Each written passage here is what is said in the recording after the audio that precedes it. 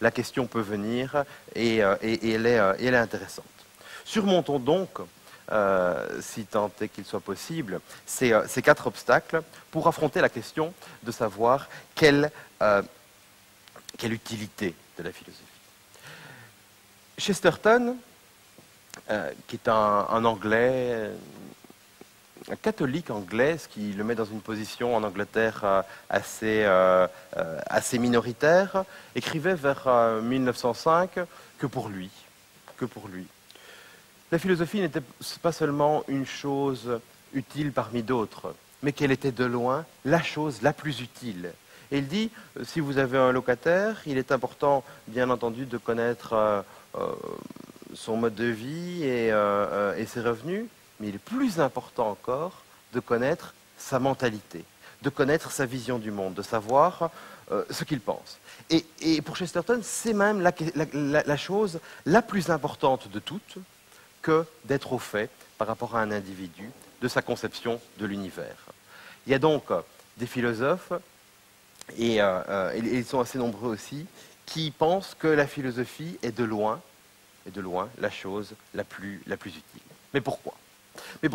Et je dirais en plus, quelle philosophie ? Parce que lorsque l'on use du terme la philosophie, lorsque donc on prend ce nom au singulier, eh bien, peut-être fait-on un abus de langage. On pourrait aussi bien dire qu'il y a autant de philosophie que de philosophes. Les circonstances, les époques, l'histoire, le poids de l'histoire font que ce terme est toujours redéfini singulièrement à l'époque où l'on parle.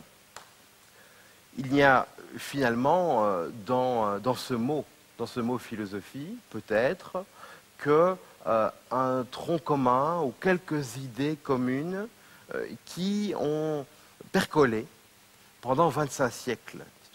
Car tout de même cela, il faut le noter, est profondément remarquable. Et très peu, voire aucune, peut-être la géométrie, mais très peu d'activités spéculatives et humaines ont eu une longueur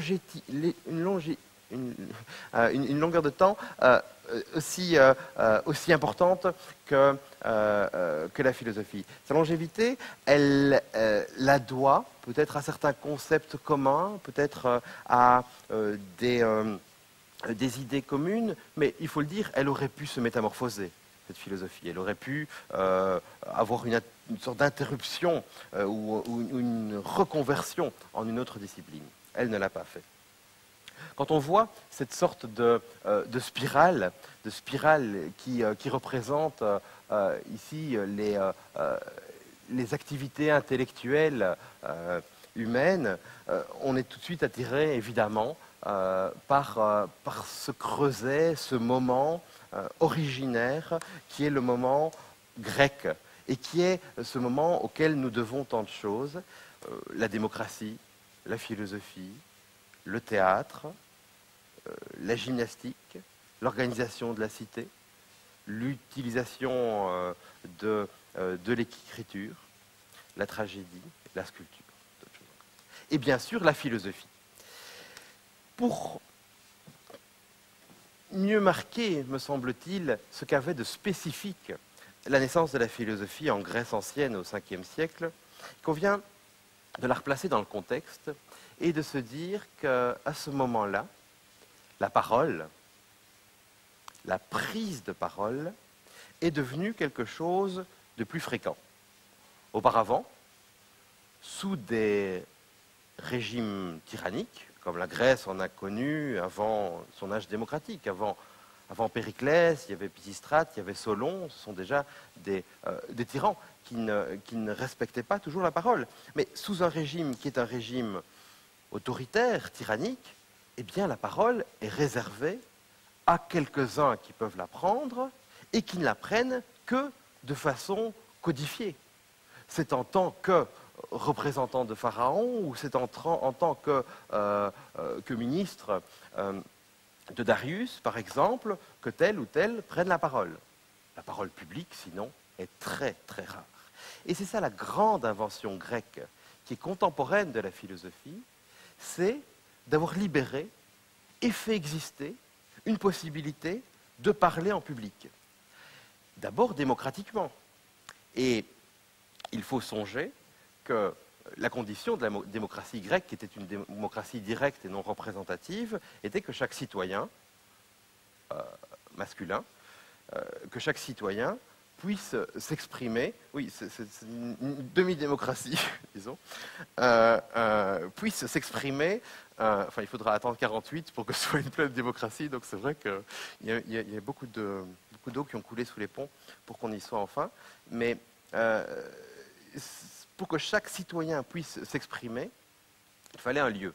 Ce lieu était d'abord l'Agora, ce lieu était ensuite la colline de l'Apnix, et je vous rappelle que pour s'exprimer à la tribune des harangues que vous voyez ici, pour s'exprimer devant minimum 6000 personnes, puisque le quorum d'une prise de décision de l'Ecclésia, l'Assemblée du peuple en Grèce ancienne, était de 6000, eh bien, il fallait non seulement un certain courage, vaincre le trac et peut-être aussi physiquement se frayer un chemin parmi la foule, parmi 6000 personnes. Et puis, il fallait aussi une certaine habitude de la parole.